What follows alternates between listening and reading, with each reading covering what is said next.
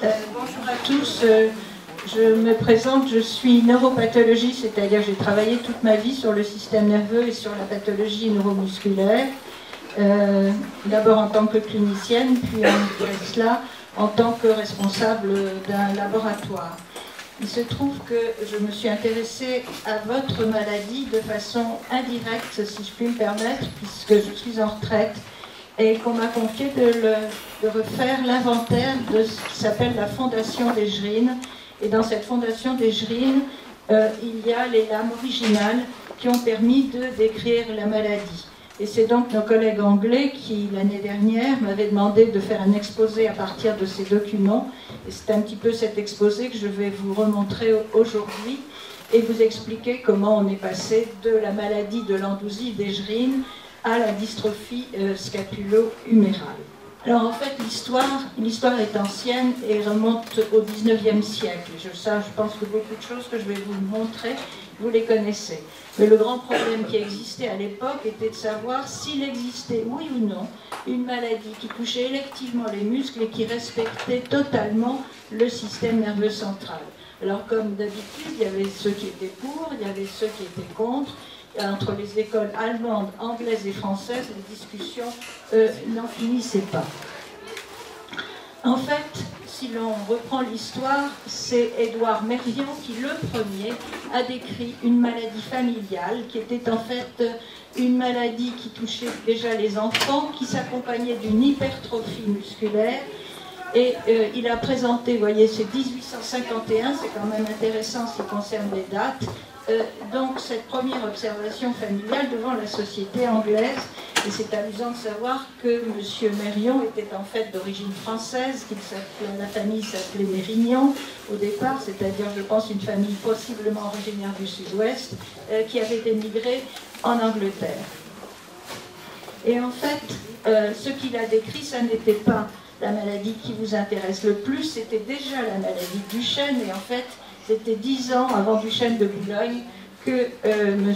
Merrion, le docteur Merrion, avait donc décrit cette maladie, et ceci a été repris par nos collègues anglais, par Sir Alan Emery et sa femme, qui a fait un livre sur l'histoire d'une maladie génétique, et qui, bien entendu, soutient que cette maladie devrait s'appeler la maladie de Merrion, et pas la maladie de Duchenne. Bref, ceci a quand même de l'intérêt pour lui signaler que cette société existe, qu'elle s'est fondée en 1996 avec essentiellement des collègues anglais, bien entendu, mais que son activité perdure, c'est pour ça que je vous en parle, puisqu'elle étudie à la fois l'histoire de M.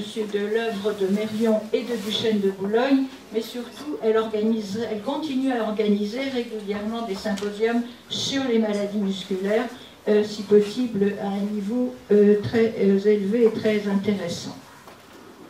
Revenons donc à la maladie de l'endousie d'Egerine.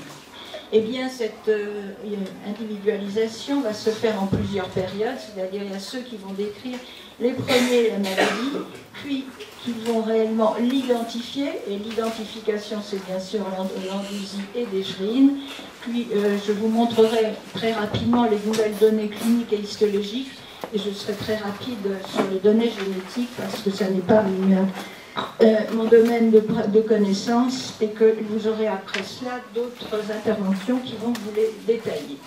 Alors, quand est-ce qu'on a commencé à décrire les premiers signes de cette maladie? Eh bien, je pense que c'est 1853, vous voyez, ça fait donc quand même un certain temps, et c'est en fait Duchenne qui a observé chez un enfant une atrophie du visage tout à fait particulière, qui prédomine d'ailleurs sur les muscles des lèvres, et qui va alors rapporter dans un journal qui a bien sûr tout à fait disparu. Et quelques années plus tard, Landouzy, qui était un excellent clinicien, a décrit, et je vous demande de retenir cela parce que je l'ai mis en abrégé après sur toutes mes diapositives, ce qu'il appelait le faciès myopathique, c'est-à-dire une atteinte des muscles qui touchait à la fois la partie supérieure et la partie inférieure du visage. Il a donc appelé ça le faciès myopathique, ou comme on le faisait des fois à l'époque, en latin, faciès myopathica. Là encore, ça a été présenté, ça a été publié. Voici ici les images original de la publication. Vous avez ici Monsieur Duchesne de Boulogne, qui a été quelqu'un de fondamental dans la connaissance des maladies musculaires, et dans sa troisième édition de cet ouvrage qui s'appelle L'électrisation localisée, ce qui sont des termes effectivement maintenant un peu vieillots, il rapporte et il présente l'observation de cet enfant, dont vous voyez d'emblée qu'il a un visage assez particulier, des lèvres qui sont trop saillantes et qui présente une atrophie extrêmement importante, à la fois de ses épaules, de ses bras, de son dos. On voit déjà l'omoplate décollée. Et il note là encore, d'emblée, si je puis dire, la notion familiale, puisque la mère de cet enfant, son oncle et son grand-père, étaient également affectés. Alors l'histoire de la maladie proprement dite, eh bien, je dirais qu'elle figure sur cette image. Cette image, c'est l'observation qui est centrée sur un monsieur d'un certain âge, qui était le professeur Hardy, le père Hardy d'ailleurs, comme on l'appelait à l'époque, qui était un homme extrêmement bienveillant. Et vous avez autour de lui un certain nombre de gens dont je vais vous parler. Son adjoint qui est ici, qui est monsieur Landouzy, quand il était jeune, et son autre chef de clinique qui est ici, voici monsieur Desgerines. Et devant monsieur Desgerines, une jeune personne qui deviendra sa femme et qui est mademoiselle Augusta Klumpe, laquelle est considérée comme une stagiaire. D'ailleurs, vous voyez, c'est écrit noir sur blanc. Pour la petite histoire, la Charité, c'était un immense hôpital qui était situé, pour ceux qui connaissent bien Paris, à l'emplacement de l'actuelle dite nouvelle faculté de médecine ou des Saint-Pères rue de l'université. C'était un immense hôpital qui a été détruit au début du siècle dernier. C'est donc dans cette clinique de la Charité que les premiers malades ont été observés, puis ils ont été suivis par Landouzy, qui a migré à l'hôpital Tenon, et c'est en fait l'observation des malades de l'hôpital Tenon qui vont après faire l'objet des publications. Alors, non seulement il y avait des observations cliniques extrêmement détaillées, mais également des études électriques, avec en particulier l'étude des contractions, j'y reviendrai, à la fois galvaniques et faradiques, et ceci était l'objet du travail qui se faisait dans le laboratoire du professeur Vulpian, qui d'ailleurs a rapporté ses résultats à l'Académie des sciences en 1884. Donc vous voyez, tout ceci, c'est fin du 19e siècle, et il a appelé ça de la myopathie atrophique progressive. Alors, puisqu'on m'a demandé de faire de l'historique, je vais vous parler et de Landouzy et de Desgerines. Monsieur Landouzy était un clinicien tout à fait remarquable, et tout le monde a toujours insisté dans toutes les notices qui ont été faites à son sujet sur ses qualités de clinicien et d'observateur. C'était aussi un homme qui adorait les honneurs, et il est devenu en 1901 doyen de la faculté de médecine. Vous voyez avec les habits qu'on porte encore de façon très exceptionnelle sur des soutenances de thèse, mais pas avec cette majesté, si je puis dire. Et Landouzy est resté en fonction jusqu'en 1917. Ceci est une caricature tout à fait amusante qu'on trouve d'ailleurs à l'Académie de médecine et qui était une façon un petit peu de se moquer de lui. Cela dit, Landouzy a été un très grand homme en dehors de votre maladie, car c'est lui qui a fait des travaux absolument fondamentaux sur la tuberculose, sur le caractère transmissible de la tuberculose, et ceci lui vaut, à mon avis, une reconnaissance tout à fait éternelle. Sur la fin de sa vie, il s'est transformé un peu en voyageur de commerce, si je puis dire, parce qu'il a visité beaucoup de capitales en faisant l'éloge des différents endroits où il y avait des cures thermales en France, en expliquant que cela pouvait soigner les maladies et qu'il fallait absolument visiter toutes ces villes, et ceci a effectivement favorisé une certaine forme de tourisme. Landouzy est mort en 1917. Joseph Jules Desgerines était né en Suisse de parents français, il est né en 1849. Au contraire de Landouzy, c'était un homme extrêmement tranquille qui se consacrait totalement à son travail, à la science, à sa famille, avec juste comme hobby la pêche à la ligne.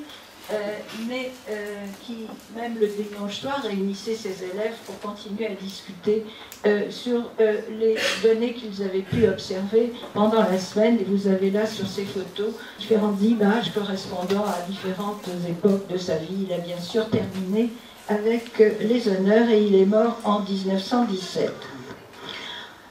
Desjrine, et sans eux, contrairement à ce qui est marqué sur le programme, Desjrine avait donc épousé Mademoiselle Klumpke, Augusta de son prénom, qui en fait était de 10 ans plus jeune que lui et qui mourra 10 ans après.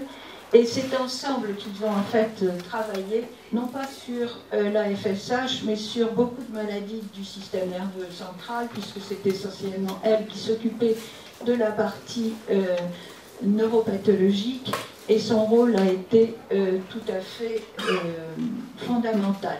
C'est amusant de faire cette réunion ici, si je puis dire, parce que pour venir, et peut-être d'autres que moi l'ont fait aussi, je suis venue à pied de la porte de Montreuil et j'ai pu passer par la rue des docteurs Desjrine, Jules et Augusta, qui est juste à côté d'ici, et juste en face, il y a le centre sportif Desjrine. Je ne sais pas si c'est une coïncidence, mais j'ai trouvé que c'était très amusant. Voici ici, à côté, sur cette photo, le microscope de Desjrine, et je pense que vous avez tous vu des microscopes modernes, et vous voyez avec quels appareils ils travaillaient, et pourtant ils ont fait un travail absolument remarquable, avec des moyens qui étaient véritablement extraordinairement modestes. Madame Desjrine Klumpke était interne des hôpitaux, et c'est une des premières femmes qui a été interne des hôpitaux. Et ce que je n'ai pas dit tout à l'heure, mais je lui en suis reconnaissante, Landouzy a été un des premiers qui a voté en faveur des femmes dans l'internat de Paris. Venons-en maintenant à la maladie elle-même. C'est 1885-1886, ce sont les deux mémoires fondamentaux qui vont établir les bases de cette maladie. Et ce que je vais vous faire défiler, ce sont effectivement les images correspondant à ces tirés à part. Mais il faut savoir tout de même qu'à l'époque, on était totalement démunis de tout moyen de traitement, si je puis dire, que par conséquent, les malades, on les étudiait, on les surveillait, mais on ne les soignait pas. Et que par conséquent, ils évoluaient assez facilement de façon assez sévère pour certains d'entre eux, surtout ceux qui avaient commencé leur maladie très très tôt. Et d'autre part, à l'époque, c'est-à-dire au début du XXe, enfin à la fin du XIXe et à la début du XXe siècle, la tuberculose faisait des ravages et par conséquent s'ajoutait à leur atteinte musculaire l'atteinte de la maladie. Et pratiquement tous ceux que je vais vous illustrer ici sont morts très jeunes de tuberculose. Alors, comment s'est fait le diagnostic? Eh bien, le diagnostic était effectivement essentiellement clinique. Les données cliniques, les données histologiques, qui étaient faites essentiellement, non pas sur des biopsies, mais sur des études autopsiques, avec des mesures extraordinairement précises de tous les muscles qu'ils pouvaient examiner, et également sur les enregistrements électriques faits, comme je vous l'ai dit, dans le laboratoire du professeur Vulpian, étude des contractions galvaniques et paradiques, c'est-à-dire qu'on utilisait des courants continus et des courants alternatifs.